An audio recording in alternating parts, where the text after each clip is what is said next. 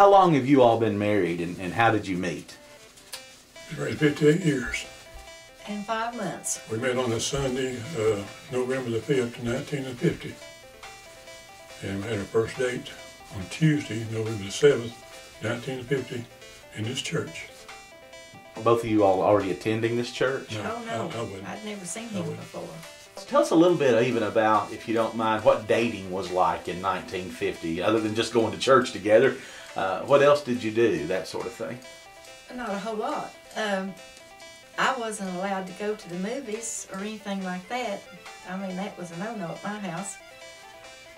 But going back to him asking if he could come and see me on Tuesday, and as he said, I said, well, I have to go to church because we're having revival, and I play the piano, so I have to go. So I figured that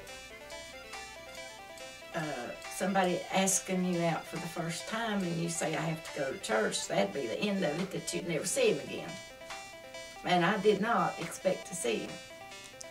But he showed up with his friend that was with him on Sunday when we'd met. We'd go to my sister's in Elizabethton to watch television on Saturday nights. And of course he lived on a farm. And on Sundays, Sunday evenings, of course I had to come to church. But he'd come up for a while, but he had to go back home to milk cows and do the farm work. So then after they moved off of the farm, he could stay longer, so he started coming to church with me on Sunday nights. I'm sure it wasn't like what the kids do today. Sure. So it went on for 4 years, and we decided that we'd get married. When did you know in that 4 years that this was the guy you needed to marry? I guess about a year before we actually got married.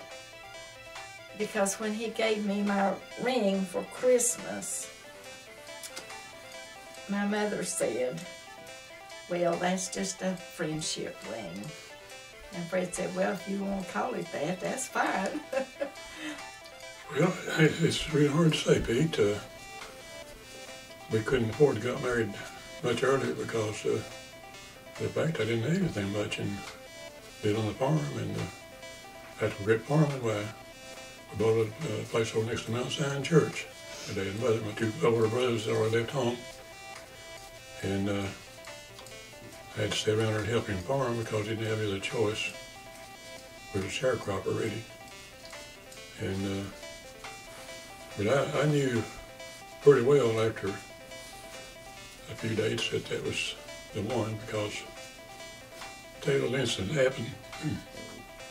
I told it several times, and I was really down one day and down on the old farm.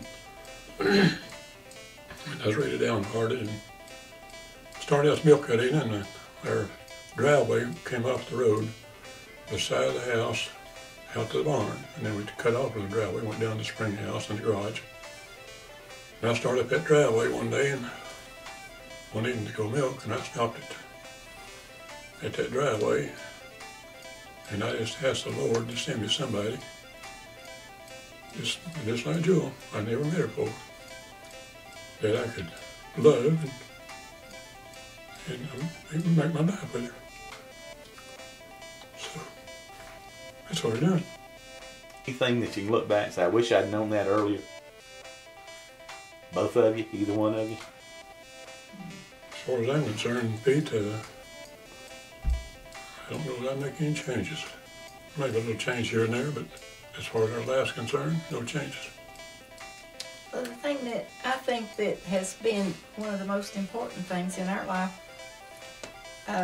well, to start out with, was the fact that I had been raised in church, and then when he started going with me, and then when we got married, we were both Christian, and we brought the Lord into our home as well as anything.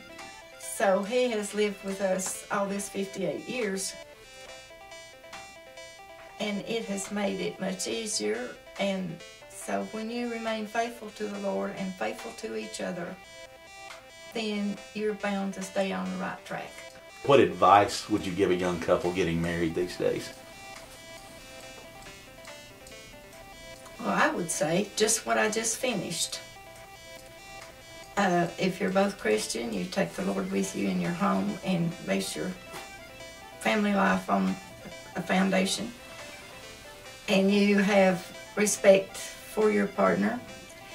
All your decisions, that no matter what they are, for your finances, your family, or whatever the case may be, you make them together.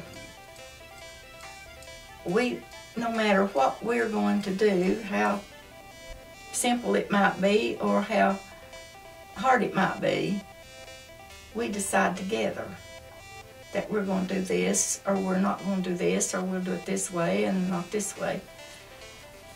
One can't make all the decisions, and one can't